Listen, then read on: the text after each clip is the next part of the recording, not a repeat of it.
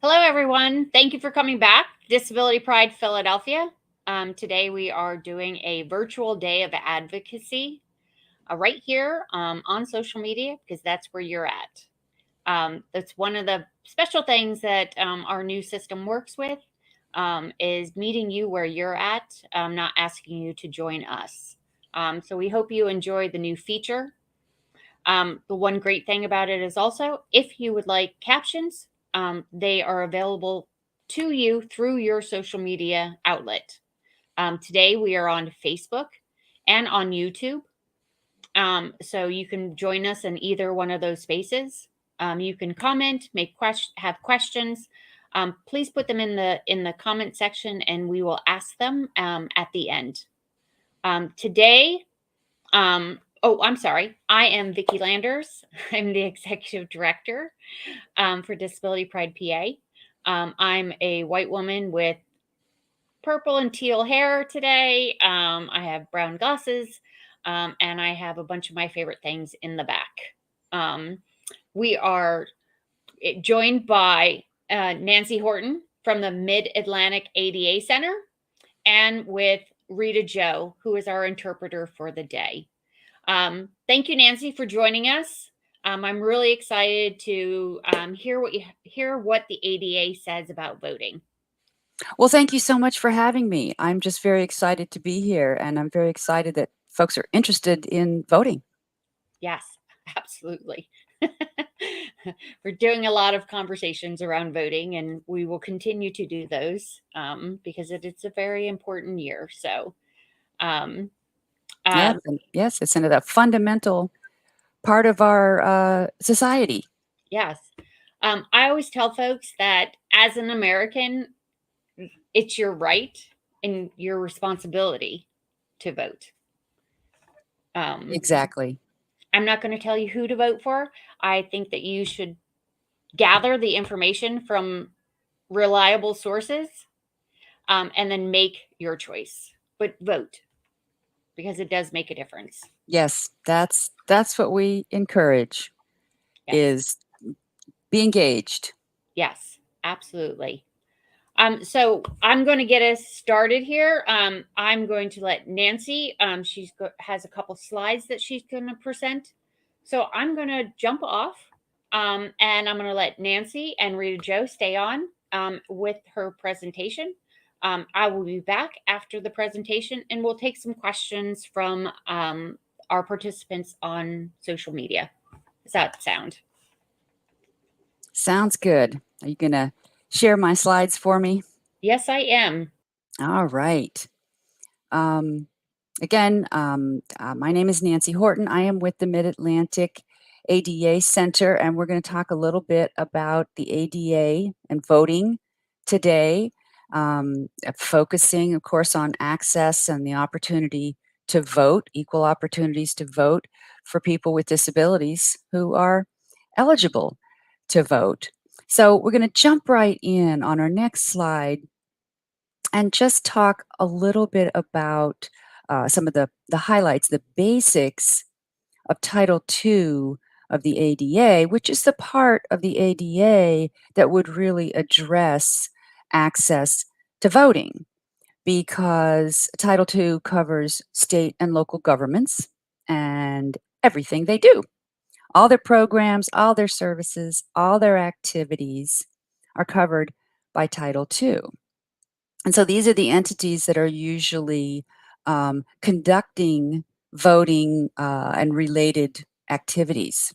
So some of the basic components of Title II, we start with non-discrimination. People with disabilities not supposed to be discriminated against. Um, State and local government agencies also have obligations to make reasonable modifications in their policies, practices, and procedures. And what this means is that sometimes they might need to make simple adjustments in the way they do things so that people with disabilities can have equal opportunities.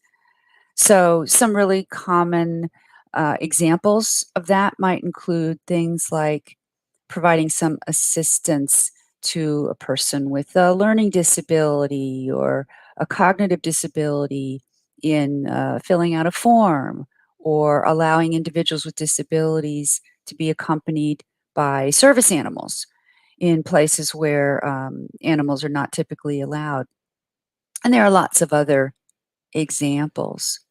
Another thing that state and local governments need to do is provide what we call auxiliary aids and services to ensure that communications with individuals who have disabilities related to vision or hearing or speech, that those communications can be as effective as they are with people who don't have those kinds of disabilities.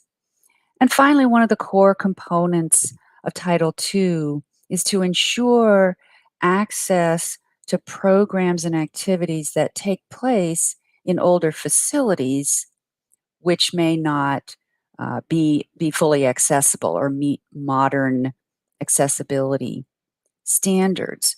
So, on our next slide, um, I just want to kind of stress this critical concept under Title II. It's a little unique, it can be a little quirky, but the concept is basically that all the programs and services are what we really focus on a lot under Title II. When we talk about all these things that go on in older buildings, which they do, we really focus more on the program, not necessarily the place. And in this case, we're talking about voting. Voting is the program, it's the activity that we're really talking about. So this doesn't mean that polling places don't need to be accessible. They do, or at least some of them should be. Many of them should be, and they should be reasonably scattered throughout a community so that people can vote in polling places when those are available. People with disabilities should be able to use them. But not all polling places are necessarily going to be accessible, nor do they always need to be, because there may be alternatives that could be effective in enabling people with disabilities to vote effectively, privately, independently. And so we're going to talk a little bit about some of those as we move along.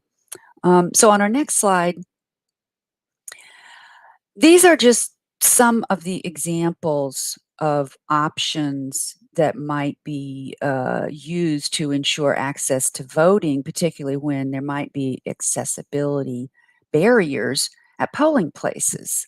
I call this slide remote vote just because it kind of rhymes, so it's catchy, but it doesn't only include things like voting by mail or voting via technologies. It could even include curbside voting at polling places that aren't accessible to get inside. Something as simple as that, in some cases, may may work. There are a lot of places that now offer these more long distance options for voting, and they can really be great options for a lot of people with and without disabilities. Voting by mail or with technologies can be convenient, can be more convenient for people.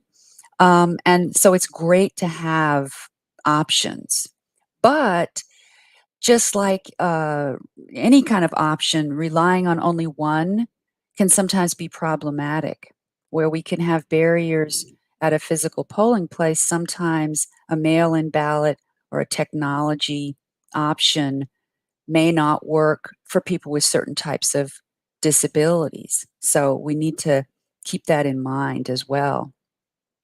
So moving along on our next slide, I just like to underscore this because a lot of jurisdictions are moving to using technology, and including more distance technology, not just the voting machine in the polling place, although those are important too.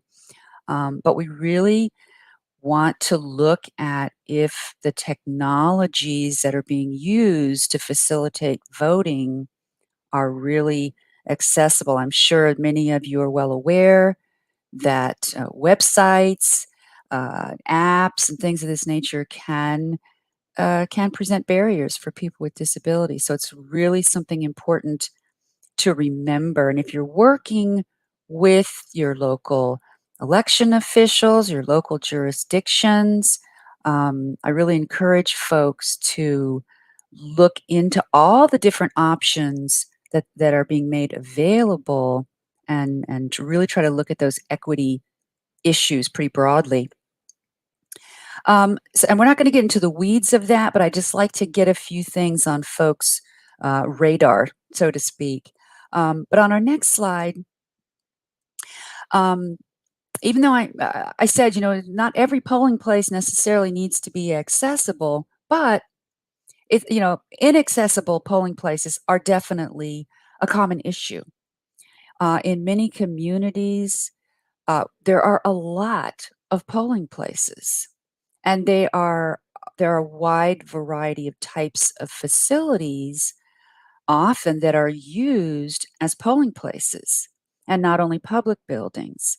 There are a lot of public buildings that are used, state and local government buildings of all kinds. There are older buildings, there are historic buildings, and often there are private buildings that are being used just for that one day as a polling place. And some of these private buildings will include buildings that are not covered by the ADA in their own right. For example, religious entities. My own personal polling place in my community is a church near my home, and that's not uncommon. So, again, we really have to remember that we're really focused on the program. In some cases, even reassigning a particular individual to a different polling place based on accessibility need, if there's one reasonably nearby that's accessible, can be a solution to enable someone to vote.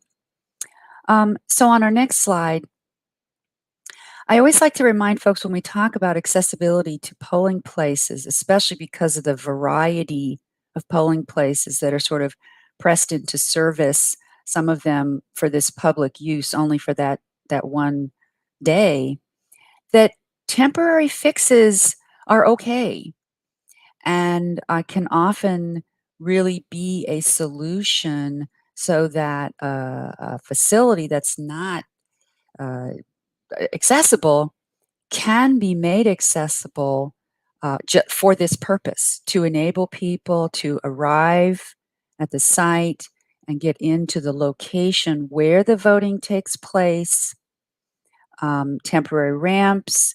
You can see a couple of images here where on the left they've used some cones, some traffic cones to sort of block off a couple of spaces adjacent to a parking space that they've created a little temporary sign, accessible parking sign in a bucket there to designate the space as reserved, and then blocked off the adjacent spaces and put a portable ramp within the far space there so that an individual has the room to deploy a ramp or a lift out of a vehicle or be able to get in and out of a vehicle with a mobility device, for example, and then have a ramp to get up to the sidewalk. On the right, there's an image of a full temporary ramp with handrails and everything that's been installed to get up to a pretty significant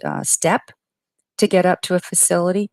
And there are lots of other examples of temporary kinds of fixes that can be used on election day. Just even it's as simple something as simple as propping a heavy door open, temporary signage to direct people where to go, especially if the accessible entrance is maybe around the side or somewhere that's not very obvious to people when they arrive at a site, and things of that nature that can be done just for election day to enable people to vote. So on our next slide, I like to these are my sort of top 5 tips for accessible elections, and these are sort of geared toward election officials and state and local government agencies.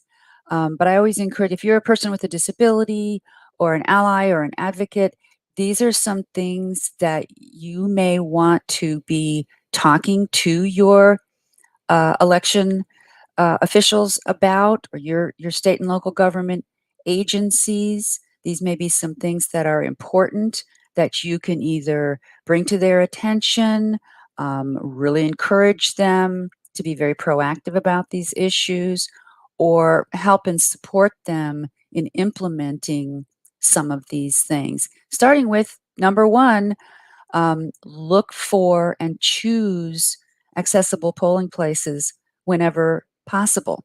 And if we start with trying to find accessible facilities that we can use for polling places, that's a big step in the right direction. In some communities, this is still a challenge. In small communities, rural communities, sometimes there aren't a lot of choices for places to hold a polling location. So it can present challenges. But again, my tip number 2 there is don't forget about temporary measures. Temporary measures can sometimes make a lot of difference in being able to use a facility for election day. Number 3, and I think this is so important, this is something that is so important kind of across the board under the ADA, is train poll workers or train your staff in general about the ADA. But for polling places and for poll workers, it's very important that they get some information and some training about accessibility, about people with disabilities. They need to know about the accessible features of the polling place where they're going to be working. If there are voting machines, they need to understand the accessible features of voting machines. Is there only one? Are they all accessible? How do things work? They need to understand how to communicate respectfully and interact with people with disabilities, how to assist disabilities in many cases. Um, and another top tip is we need to make sure that communication methods and materials that are used related to voting or registration or voter education are accessible. So, again, this means websites, it means public service announcements are captioned that have information about registration, where to go to vote, if there are options like mail-in voting or drop off, where do you drop your ballots, all this kind of information so that people can get registered, find out the information about what to do, how do things work. All of that needs to be um, provided in different ways and different formats. I always encourage, when we're doing any sort of public education, or we have websites where people can interact, get information and interact, may be able to register on a website. Those things really need to be looked at very closely to make sure that they're accessible. And finally, this is something that we see sometimes create difficulties is when state and local governments hire contractors and subcontractors to do things for them, to conduct programs, to create their websites, whatever it may be. We really encourage state and local governments to make accessibility part of their purchasing and contracting procedures because state and local governments remain responsible for all these things that are done on their behalf, whether they're done by contractors. So we always encourage them to really insist, make it part of the contracts, make it part of the purchasing criteria that equipment vendors and web designers and all these folks are going to follow accessibility guidelines and standards and make things accessible, which the state and local government has an obligation to do. And finally, on the next slide, I wanted to share a few resources that I think might be helpful to folks. And this top document, unfortunately, it's the link has broken itself in the middle of the word there, so it looks a little awkward. But this is these first few are some documents from the U.S. Department of Justice. The first one is about the ADA and other federal laws that protect the rights of voters with disabilities.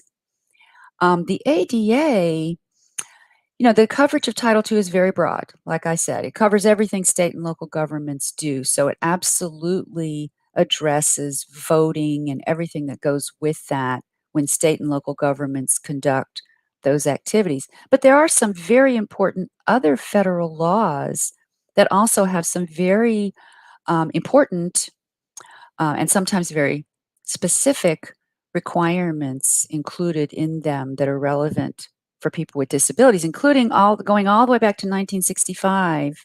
We have the Voting Rights Act, which first established on a federal level the right of voters with disabilities to be assisted in voting by someone of their choice if they would like to have that. All the way up to, and we have the unfortunately named Voting Accessibility for the Elderly and Handicapped Act, which was passed in 1984, but requires that for federal elections, accessible polling places be available, and if polling places are not accessible, then alternatives must be provided. So this is the same concept we find in the ADA. It's been in place under federal law for many years and before the ADA was passed. And all the way up to the Help America Vote Act, or HAVA, which some of you may be familiar with, was enacted in 2002 and specifically requires that where voting systems, voting machines are used in polling places, at least one be accessible so that individuals with disabilities, including individuals who are blind or have low vision, can vote privately and independently. So that's a document that you might want to check out. The department also has a couple of documents that I've included here. Their checklist for polling places, their solutions for common problems at polling places, and their latest document that they did very recently about accessibility of ballot drop boxes.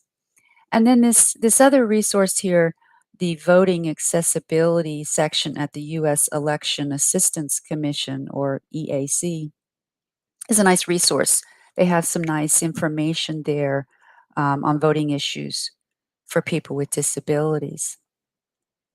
So I have just a couple slides, I think, that have our resource information, our contact information. The Mid-Atlantic ADA Center is part of the ADA National Network. There are 9 other regional centers around the country.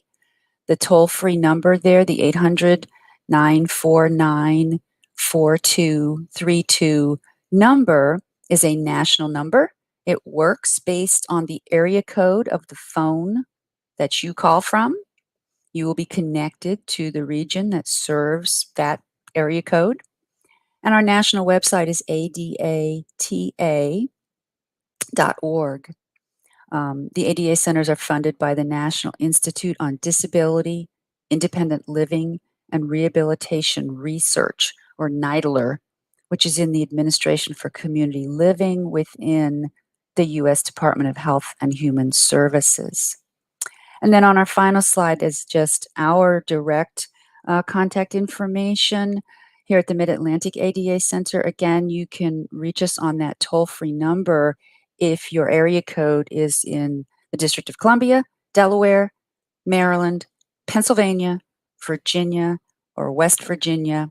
That's our region. That's the Mid-Atlantic region that we serve. and our regional website is at adainfo.org. So, with that, if anyone has questions or comments, I think we maybe have a few minutes. Yes, hi, I'm back. Thank you so much. That was great information. One of the things I love working with the Mid Atlantic ADA Center is that you can take the information and you can break it down into small pieces that are digestible or um, teachable. And then, you can, anybody can build on it, and they can deep dive as much or as little as they like at that point. Um, the resources that you gave out are amazing. And I did put those all in the chat on social media. Um, so that way everybody has those. I have been putting out your website and all of that also. So that way everybody has that information. Um, Great. and I actually, I was I was watching, and I made a comment about um, the poll workers, the training. Um, it was one of the big topics of conversation we had yesterday when Chuck Horton was talking with the Philadelphia voting commissioners. And we also spoke to two staff attorneys from the Disability Rights Pennsylvania, talking about, and Lauren Alden from Liberty Resources. So we wanted, sorry, I didn't make sure that I got everybody. Didn't want to miss anybody, but we were talking about the good, the bad, and the ugly, I call it. And we need to hear all of that. It's great to hear the good stuff. We want to hear, what are the issues, and we want to know what the problems were. And I think that is with the voting commissioners, one of the biggest issues we were talking about is training. Yeah, Uh, it's a huge issue, like I said, across the board. It's, we tell state and local government agencies and businesses mhm, that are covered by the ADA, those sort of that front line, um, that's that's who the public interacts with when they first come into your program or your store or whatever it may be, or the polling place. mhm. Those folks, those first people that they're going to interact with, if they don't have any uh, preparation, any idea of how to respond to somebody who requests assistance or coming in with a dog, or I mean, they don't need to become experts on the ADA, but they need a little bit of information, a little bit of awareness, and a resource to go to when something doesn't fit neatly. And they don't know what to do, and it's a challenge um, to train all those frontline staff, all the poll workers, and all the whatever clerks and frontline staff. It's a challenge. There's constant turnover, and how do you do it? And there are issues, but it is absolutely critical that happens, that something happens there. Otherwise, that's where the problems arise. Yeah, there was a conversation that was had um, that that the training needs to include um, what reasonable accommodations are um, to the poll workers, so that they understand if somebody comes in and they need help or resource, some type of accommodation, so that they can vote independently or vote with the person that they have brought with them. Um, you, the poll workers need to know how that works. Um, the more information that we can provide for them, I'm always, my biggest thing is you need to teach them language. Give them a script. Yes. Just a do's and don'ts kind of thing. Because it is, when you go in and, you know, I think some of the poll workers are really trying to be helpful. Um, and then you get, you know, some folks who are a little testy about language. Um, and that becomes this, like, the first barrier of voting. Um, at just you got in the door. Got in the door. Now we've had this person that, um, was trying to be helpful, um, but then it's I think I again think that the training part of it, and it's great to know, um, from you and from the at ADA Center what, um, is actually covered through the ADA and what Yeah, they well, still work on. Like, yeah. you just gave us a list of things that we can go to our voting commissioners who we just had a conversation with yesterday and be like, here, this is how we can make this better. Yes. And the training piece, of course, is, part of the challenge is you can't tell them every kind of accommodation or that there could be that people might ask for. I think it's really helpful in doing training to give people some examples and a variety of examples, but that, to really underscore that, somebody could just ask you for something that we haven't thought of, or we can't tell you everything. Certain things I think that can help them be better prepared for those kinds of things that you just can't foresee, and Mhm. certain things that should just sort of be in place and be understood, starting with some respectful language and maybe some simple things. Keep a pad and a pen there if Yes. somebody who's deaf says, I need to, is trying to just have a little interaction, a little conversation, but they're not, that's not working well.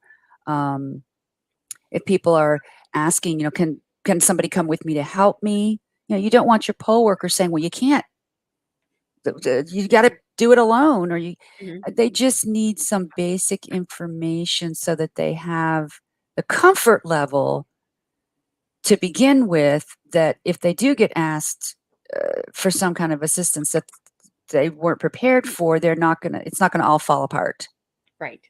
right there. It's not rocket science. Right. We often tell people you can go over some basics, talk about, effective communication, again, in the context of voting.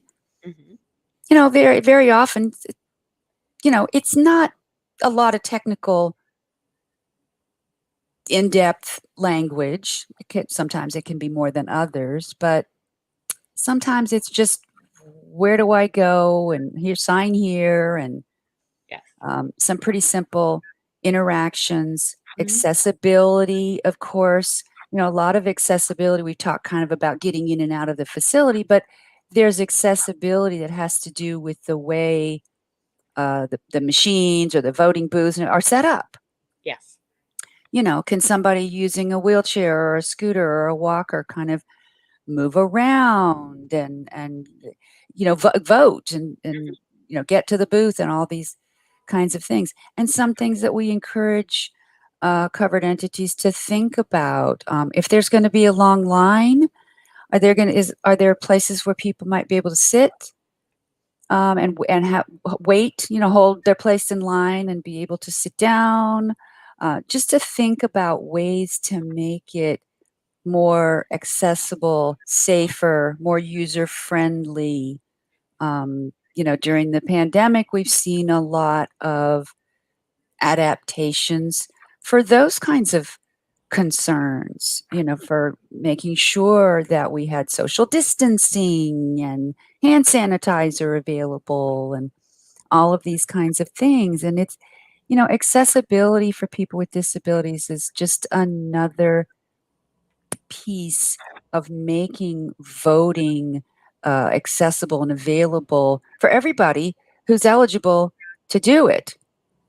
We have a lot of variety Yes. in the world, right? A Yeah. lot of people are eligible to vote. And if they're eligible to vote and they want to, they should be able to do it in Yes. a way that's reasonably convenient and all of that Mhm. to anybody else. And sometimes just helping the covered entities think about that in that broad sort of conceptual way can help get them started on the road to thinking about, okay, well, yeah, the website, if I were blind and I'm using a screen reader, am I going to be able to get the information that's there? Am I going to be able to interact or register or do what I need to do on that website? Um, they may not have the expertise to figure that out, but there are people who can help with that. But getting it on the radar is the first step. Yeah. So there's a lot to it, and they have to kind of keep chipping away at it. The polling place issue, that's something that just goes on over time. Usually, poll workers are usually volunteers, Yes. right? So to train them and support them, that's a whole project. Mhm. I think so.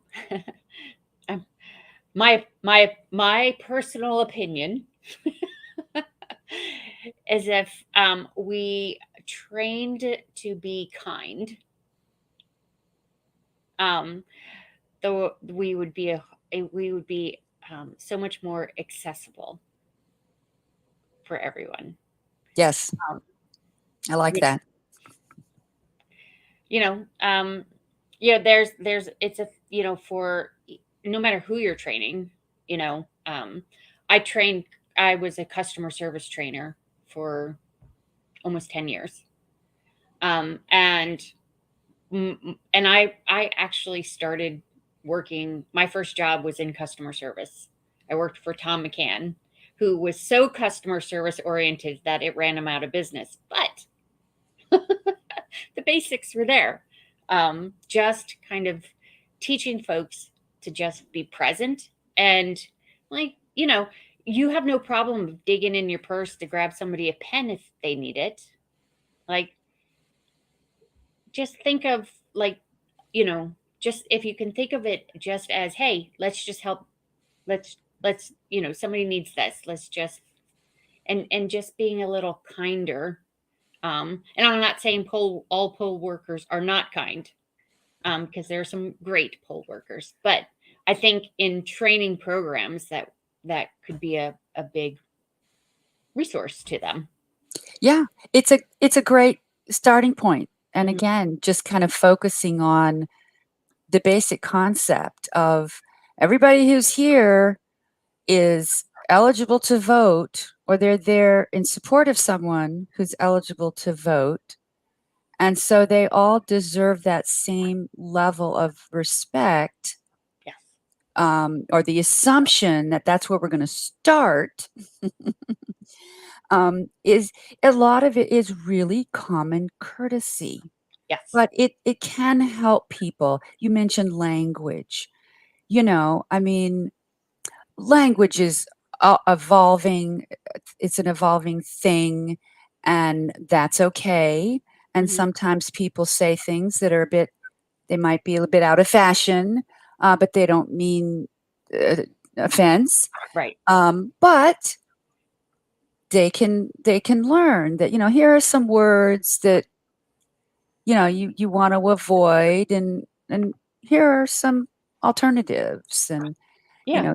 give people some specifics to sort of grasp onto. Hmm.